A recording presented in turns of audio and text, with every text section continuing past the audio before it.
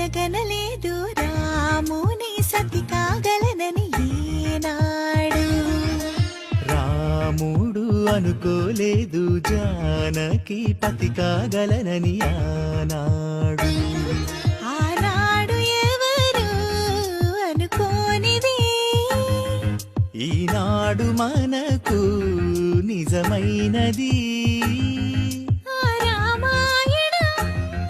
మన జీవన పారాయణం. రాముడు అనుకోలేదు జానకి పతి కాగలనని ఆనాడు.